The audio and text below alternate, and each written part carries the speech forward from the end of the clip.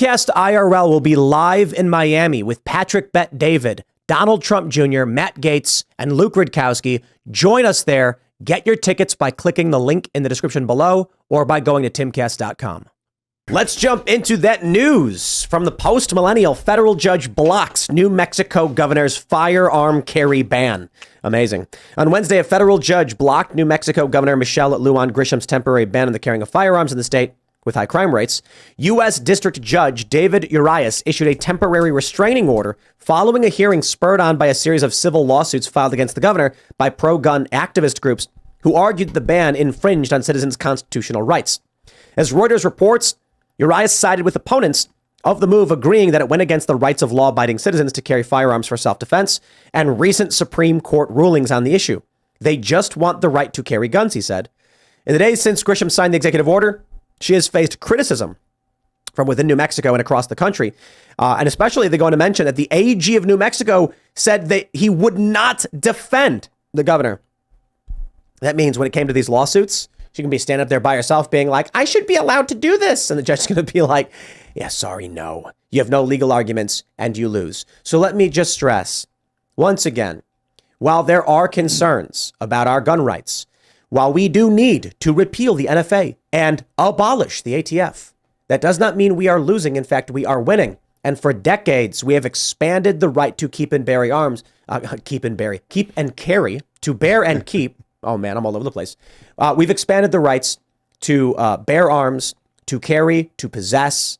And people need to understand that you go back before 2008, it was still very difficult. So victory upon victory. The move made by this governor was a death throw. It was pure desperation.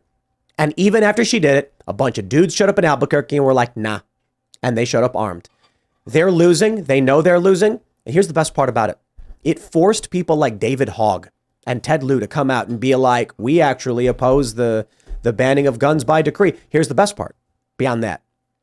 When they started shutting everything down over COVID, saying that public health trumped the Constitution, this has forced them backwards. And now you've got personalities like David Hogg saying there is no public health exception to the Constitution. Mm-hmm. So we've forced their position back past the line. This is victory. This is when you're talking about winning, this is something that's been on the, I think heard you guys talking about it last night, trying to describe it. Because like, okay, say you have 10 victory points and there's two teams. Each team needs all 10 points to win. Mm-hmm. One of the teams has 8 of them and your team has 2. You would say you're losing. But then if you win a great battle and all their troops are gone now, they're fleeing backwards, and now you can go and you're about to take all 8 of those victory points because they have no defense, you might still technically be losing because you only control 2 of the victory points, but the momentum is shifted. You could consider winning as a form of momentum and positioning. Yes. And here's another analogy. You are playing dodgeball and you have 5 players on one side and 5 on the other. For the first 2/3 of the game, they've knocked out 4 of your players. And so there's one person left and it's like, man, we are losing. Then all of a sudden, the dude picks up the ball, they throw it, he bounces it back, hits one of their guys, knocks him out. They whip one, he catches it, another player's back in. Within a few minutes, it's now 3 players on your team, 3 players on their team. And you may be saying they've got so much power, but now they're starting to trip. They're stumbling over themselves. They're in panic. They're in disarray. You have picked up the momentum and you have begun to win. The momentum has changed. This New Mexico gun ban attempt is exactly what I thought should happen in a just society, is that a governor makes a tyrannical move, the people come out, they protest, and then even the attorney general refuses to work with the tyrant. And it's very encouraging. But I've always got to tell people, it always depends on what your players do once momentum shifts, because you're one mistake away from ending up back where you started. And so it's kind of like right now we're seeing that, hey, the public still does not have a stomach for government overreach. That's amazing. But the problem is this is sort of conditioning the Overton window. I know you guys saw the whole news with UNC Chapel Hill with the shooting, or not the almost shooting, the dangerous individual, right? Well, that right there happened literally a day after apparently the March for Our Lives was in the courthouse legislature shouting down their people. So if you get something like that, that just gives them a nice little barometer for how much fear they need in order to condition people. Go ahead. Good. Well, it's just we know that our government uses assets. We know that, again, the CIA, the FBI, groups like that, they entrap people. They cause situations where people end up getting a gun somehow miraculously and then going on a spree. And so I just always wonder, are they going to use this to recalibrate? Who knows how well they calibrate anything, actually? And this is what people need to understand for next year. I am not concerned about a false flag where a CIA or FBI guy or whatever claims to be a Trump supporter in a MAGA hat and then goes and commits some act. What they do every single time, and this is not a conspiracy theory, but the media will lie anyway, the FBI sends criminal informants and agents to convince people to commit acts of violence. That way they can be like, there he is, there's your proof. They supply the individuals, they give them the opportunity, they give them the ideas, they set them up, and then say, oh, heavens me, look what they're doing. What you need to be careful of is when they start to trick you with Fed talk, like Ray Epps yelling to go in the Capitol and everyone started chanting Fed. Yes. When you're seeing their plans fail, when you're seeing liberals forced to say you can't have a public health exception to the Constitution after COVID, wow, we won that. Okay, I got to say, like, we won that one. If Democrats are coming out now saying you cannot overrule the Constitution with a public health order, but 3 years ago they literally claimed you could, we've won that battle. This is definitely a white pill overall. The response from the rest of the country, people outside of New Mexico, I think is probably the thing that is most impactful to me. I don't personally trust Ted Lieu or David Hogg to actually have much of a stomach for supporting individual rights and stuff like that, honestly. But at the same time, the fact that they spoke up was good. The fact that the AG won't defend her is very, very good. The fact that the mayor was against it as well, that's very, very good. Firearms Policy Coalition, they're on X, they're at Gun Policy, and you should definitely follow them. You should probably become a member as well. They did a really good job of live tweeting it today.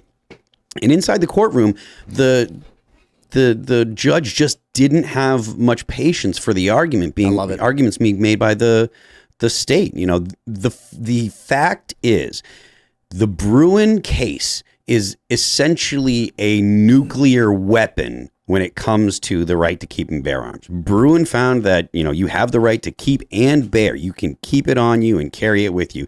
And it's not a second-class right. The way that the way that administrations had treated the Second Amendment up until Bruen is that it wasn't actually a right. It was a privilege. And the Bruen case has made it clear that that is not acceptable. And the judge today specifically said that Bruen has made it clear that we do not have the right to interpret the law.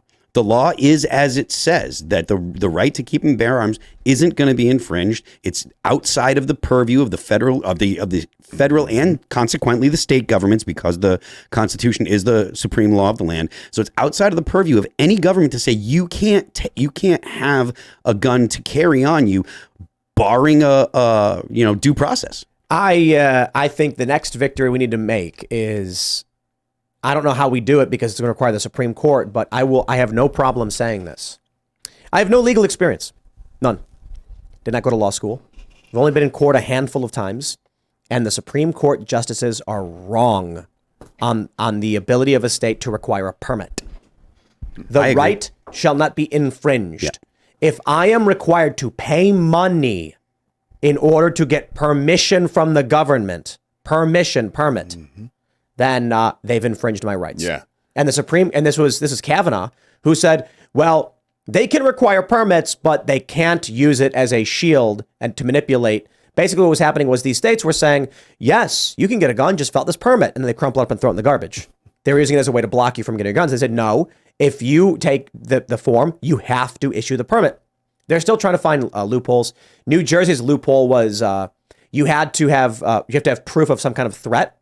And you have to have a reason why the threat exists.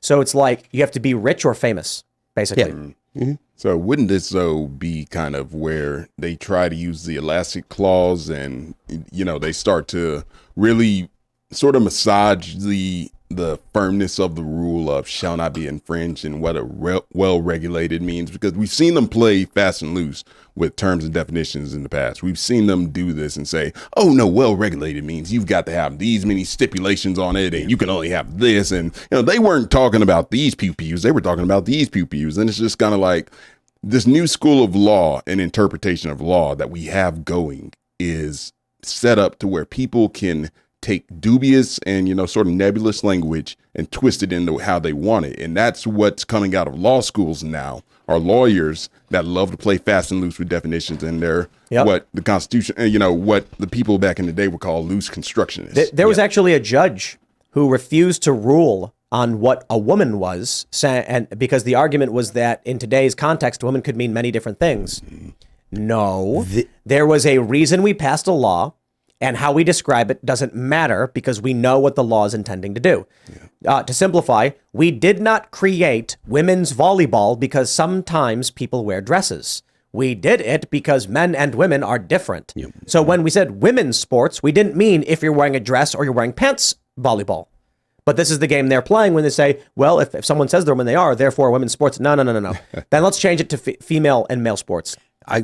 This is something that we've talked about a little bit in the past here.